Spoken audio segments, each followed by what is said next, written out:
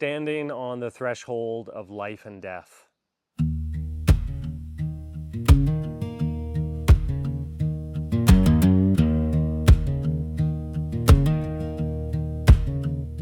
Frozen lakes beneath the dawn, breath rising in the cold.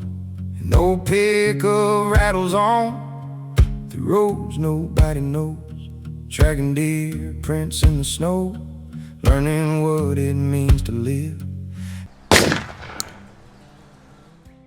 So I guess what brought me to Hokuto originally was after I graduated university in 2001.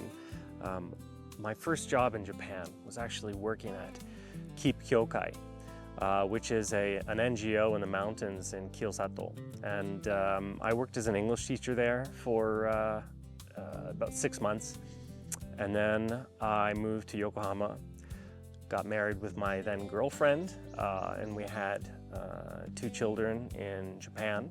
And then we went back to Canada in 2007. And then we had another boy there. We lived in Ottawa for 7 years. I went to graduate school, realized graduate school wasn't for me, and so we moved back to Japan so my wife could be closer to her family. And I've always had a love for Japan in my heart. I wanted to become a Japanese specialist when I was in my undergrad. I wanted to specialize in linguistics. That eventually changed, and I took an interest in politics, and I studied political science at the University of Ottawa. And so when we came back to Japan in 2013, we were looking for a rural place to live. And my wife's ancestry actually goes back multiple generations in Hakushu. My mother-in-law was born in Hakushu, and actually my wife was also born in Hakushu, but she was raised in Kofu. And so I thought that was only natural that we would return to my wife's ancestral home. And so we bought a piece of land here in 2016. It was 300 tsubo, about 1,000 square meters, and I cut down the trees there because it was all forested over, and I made room for our house to be built. And our house was built in 2018, and now this will be the 9th year that we've lived in Hakushu, and I absolutely love it here.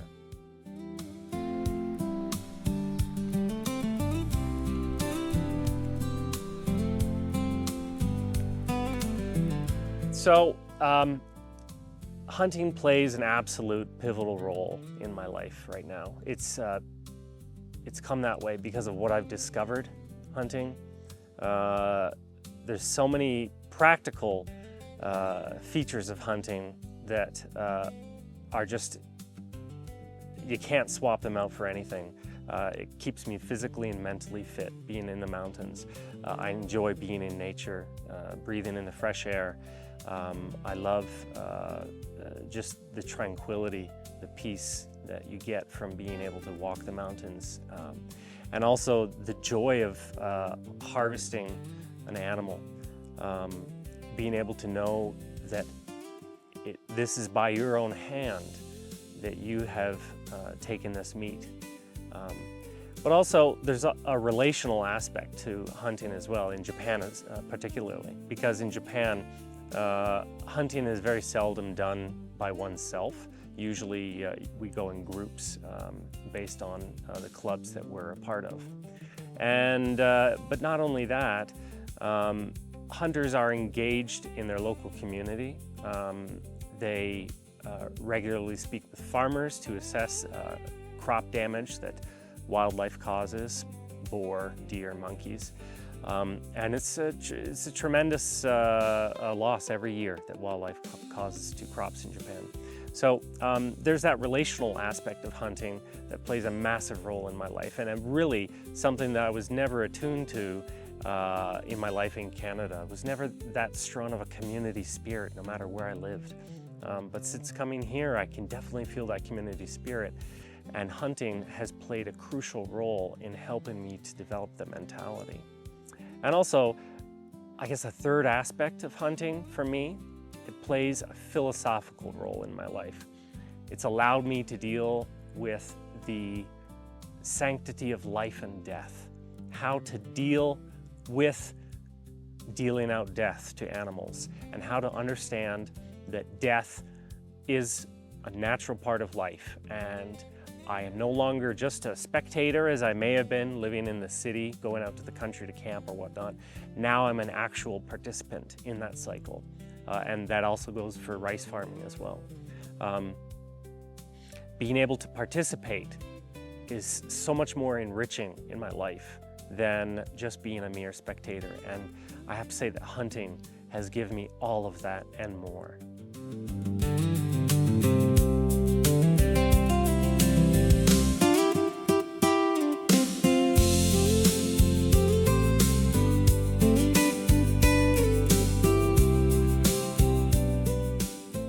So the joys of hunting, I'll start there because there's so much joy I take in hunting. One of the main joys that I found that I didn't realize existed was the camaraderie I have with my fellow hunters in my hunt club. The teamwork that we go through to, when we catch an animal, to drag it across the rough terrain, through ravines and over mountains and stuff, just to recover the meat, bring it back to our hunting base and recover the meat.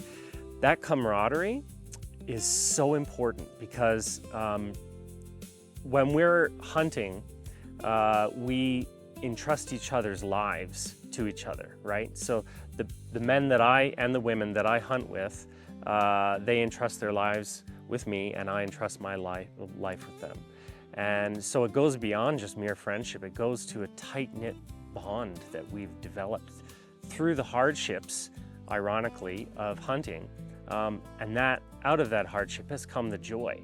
And so that is the primary joy I find in hunting. The difficult parts of hunting would probably be how physically grueling it can be when you walk through the mountains, when you navigate tough terrain.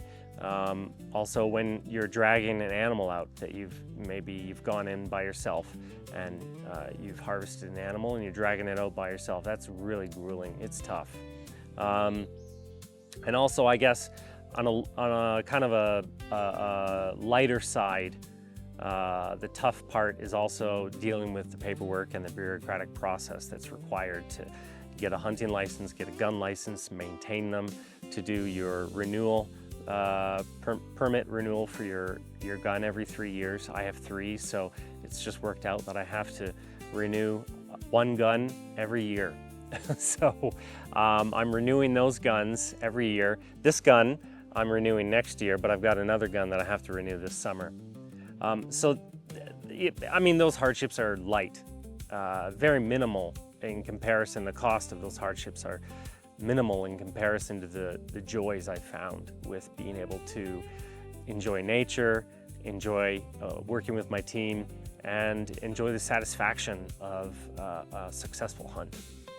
And for farming, the joys there come from the observation of the crops and how they grow, and having that successful yield at the very end. It's a wonderful process to see the growth of life in a field and to help manage it, because nature does all the work, most of it anyway. It's up to the farmer to kind of direct how the crop grows and to keep influences away from it, like weeds and wildlife and inclement weather, like typhoons, which do hit rice crops in August, September, October time. But the joys of farming far outweigh the hardships, even though it is very hard. It's very grueling to dig out the corners of your rice field, to de-weed at harvest time, to fix broken machinery, to cut grass every week or 2 during the entire growing season. That's a very difficult thing to do. It takes a lot of commitment, and it's not easy when you're out there by yourself under the hot sun doing a lot of this stuff. So that's the hardships. But the joys of both hunting and farming far outweigh the hardships, and I wouldn't give up on either of those activities just because it was difficult. In fact, I find that the joy is magnified because of the difficulty.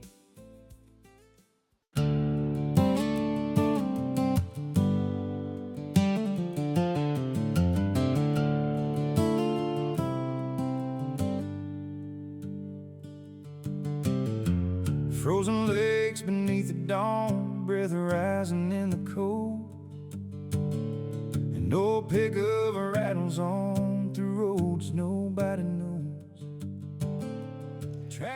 Well, I've learned a lot since I joined the hunt club, and I've been hunting with all of the veteran hunters there. Some guys have been hunting longer than I've been alive, which is really, really mind-blowing when I think about it. I mean, on the practical side, so many things, you know, learning how to read animal sign, tracks, scat, you know, wind patterns, and how you stay downwind. You try to stay downwind when you're stalking. You know, even like skills as diverse as tying knots, driving your truck through rough terrain, even how to operate a mini excavator so you can repair roads. Being a hunter requires a diverse skill set, and the veterans in my club are so keen to teach myself and the other younger hunters all the skills that they have, and that's so important. And I think that the more intangible the elements are, the features of hunting are, the more it takes to learn them. I mean, you can be taught how to tie a knot, and if you practice a few times, you'll really get it. But learning when to be quiet, when to remain patient, what to expect when an animal comes, what to expect after you shoot an animal. Those intangible knowledge-based points are really something that you can only watch the older hunters perform their work and then learn from that and then do it yourself later on. It's just those intangible things are really the most valuable lessons I think I've picked up. And you know, not only that, but just the fact that this is Japan. This isn't my country. I'm from Canada. And because of that, I'm immersed in Japanese culture, but not only immersed in Japanese culture, I'm immersed in Japanese hunting culture, which is itself entirely different from you know, just a regular you know, Japanese cultural scene that you'd encounter maybe living in the city somewhere, working for an English school or something. I mean, this kind of immersion is so at times overwhelming, but always educational, always challenging me and my ability to adapt to my surroundings and just to follow social cues. So yeah, there's just an immense amount of knowledge that I've gained over these past 5 years of working with the guys in my hunt club, and I'm so grateful to all of them for being kind enough to share that with me, a foreigner, an outsider. That has meant a lot, and I have a deep appreciation for everyone there. Left my name behind me, became part of a mountain span, fire cracking in the dark, dew soaking through my clothes, and being alive tonight is the only truth I know. Morning paints the ridge lines red, another day begins, hands in the soil, eyes on the wood. そうですね。一番面白い表現っていうと、やっぱり猟と稲作りを始めてから初めて気づいたんですけど、やっぱりいただきますっていうもう本当にシンプルな単純な表現なんだけれども、本当に食料をどこから切ってるかをちゃんと把握してから本当に意味深いなと思うんですよ。で、いただきますっていうのはまあ英語ではそういうねぴったり合う言葉ないと思うんですけど、クリスト教徒だったらやっぱり食べる前に、祈るとかそういう習慣あるんですけども、僕はクリスト教徒じゃないからそういう習慣もともとなかったんですよ。でやっぱり日本来てからいただきますっていう最初はなんか忘れたりとかちょっと言うのはめんどくさいなと最初に思ったんですけどね、もうガキの時20年前ぐらいの時だったんだけども、今はやっぱり自分の食べ物を作ったり取ったりしてると、この食べ物いただきますっていう本当に奥深いの、言葉だなと思いました。Trying to live the way I should. Every life I take, I swear I won't waste. By the firelight, under endless stars, I can finally see my place. Out here nobody cares who you used to be. You earn your right to live with sweat